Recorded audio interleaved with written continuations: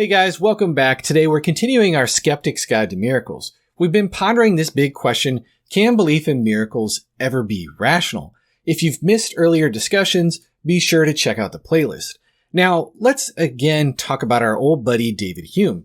He basically asserts that our everyday experience teaches us to doubt any kind of miracle reports. He may make some fair-sounding points, but do miracle reports really go against uniform human experience, as Hume puts it? Even back in Hume's day, he acknowledges cases where people were allegedly healed in front of a whole bunch of people and that it's all medically documented. And what does Hume do? He just brushes it aside and says, nah, just can't be true, and moves on. Hume's ideas unfortunately became a hot new thing in biblical studies. Under his spell, D.F. Strauss, a pioneer of biblical criticism, said that Gospels couldn't be fully historical simply because they contained supernaturalism. Similarly, modern German biblical critic Gerd Ludemann argued that Jesus' resurrection, if physical, wouldn't make a lick of sense. To him, reviving a decaying corpse is just plain nonsense. Ludemann doesn't have the same excuse as Strauss, as I think the big difference is that Hume's access to knowledge about uniform human experience was far more limited than ours today. Modern surveys by Pew and others paint a totally different picture.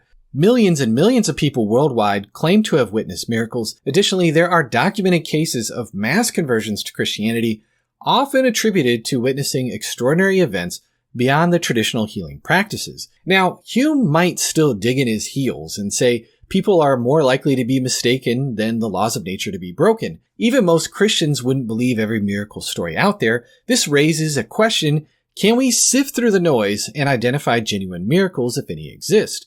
That's where the Lambertini criteria comes in. You see, back around Hume's time, in the 18th century, there was a heated debate between Christians and deists. During that time, the fascinating figure Prospero Lambertini rose to prominence. A man of savvy intellect, Lambertini would later become Pope Benedict XIV. Before assuming the papacy, he devised a well-respected set of criteria to identify genuine miraculous healings. Let's unpack these criteria, forming an easy-to-remember acronym called CURED, because let's be real, acronyms help. CURED stands for several key factors.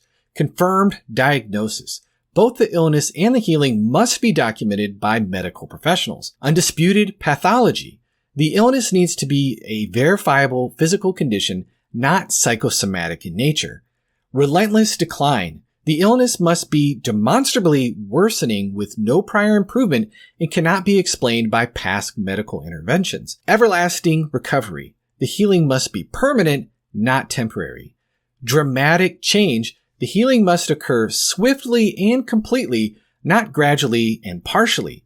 Now, let's talk about some case studies of miracles that pass this particular stringent criteria. This is Marlene Kleppies. I'll put a link in the description where she shares her story in full. But in a nutshell, when Marlene was 11, she was diagnosed with severe cerebral palsy, and things only got worse from there.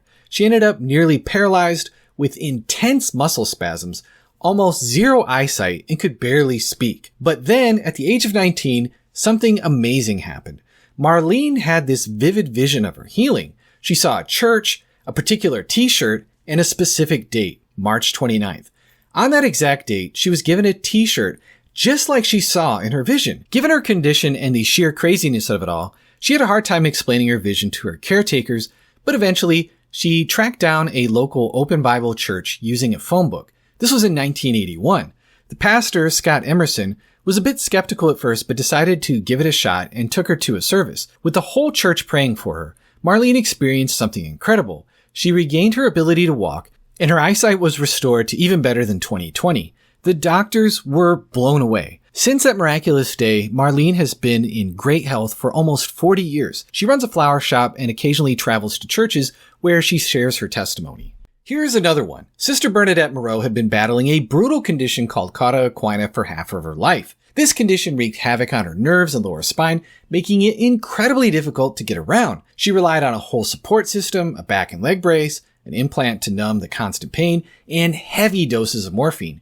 Her left foot was even twisted up. Then, over 15 years ago, she took a trip to Lourdes, a famous Catholic pilgrimage site. That's when everything changed. She described feeling a warmth spreading through her, a sense of calm, and even hearing a voice telling her to ditch the braces. Her crooked foot straightened out, and she could walk without any pain. Amazingly, she didn't even experience withdrawal symptoms from the morphine, which was super unusual.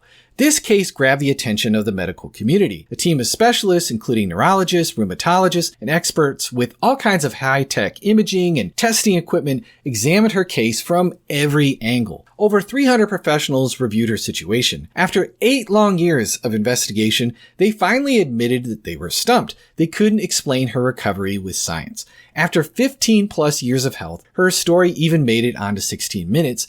I'll be sure to put a link in the description where you can check out the story. Here's another case about a guy named Greg Spencer that also hits all the marks, this time involving recovery from blindness. But instead of me telling you about it, let's hear it straight from the source himself. I was a police officer for 15 years, majoring in narcotics enforcement. And during that narcotics enforcement, exposed myself to tremendous amounts of violence, hardcore pornography. I was just a very hard, callous man. It cost me my first marriage, as I put my entire life into that career. I was also a deputy medical examiner, frequently having to view autopsies, unattended deaths, violent deaths through motor vehicle accidents or whatever violence may be that man does to man. My brain was filled with all of that stuff. Gave up that career after that 15 years and went on to driving truck, which lasted about 6 months, driving cross country. I began noticing a loss of vision. Went to an eye doctor and was examined and diagnosed with macular degeneration, which my vision went from 20/20 down to about 2400 in a very short time, and was deemed legally blind, not only legally but literally blind. I couldn't see. I was on disability, was looking at disability for the rest of my life, was sent to the Oregon Commission for the Blind, and went through the full training to be a functional blind man, white ganging training and guide dog and everything there was to that.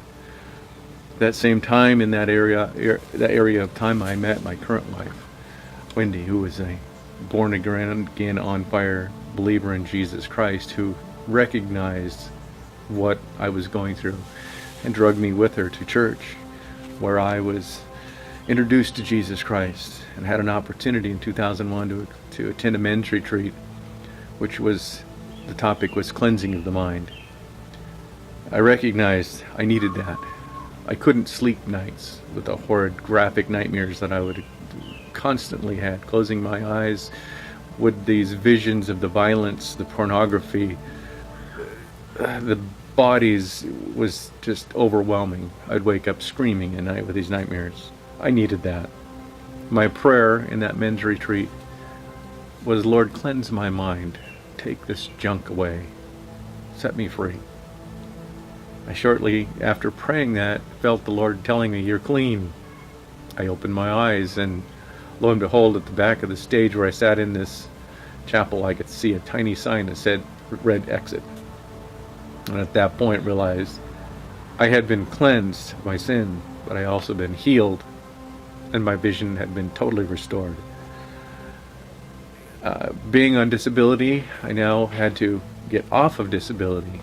Going to the state to tell them I'm no longer disabled, I can see. Opened a 1-year-long investigation, which the state concluded after numerous medical exams with a letter that was given to them by the professional eye doctor, was that there had been a remarkable healing, a miraculous healing. This is some of the medical records that we received from Oregon Health Sciences University, from Dr. Brad Seeley, dated May 21st of 1999, when we first began my case, documenting the loss of visual acuity. There's even the graph of both eyes, as he did, showing where the vision loss was in both left and the right eye, with all his notations on it. All the documentation of loss of vision, going up and up and up. All of the documentation from him. I don't have it out, but I do have documentation from the local doctor, as well as the letter from Dr. Burpee clearing me of the investigation with the state of fraud. There was evidence of macular degeneration, but that it was healed and the scar tissue had been restored. No explanation of how that could be other than it was remarkable.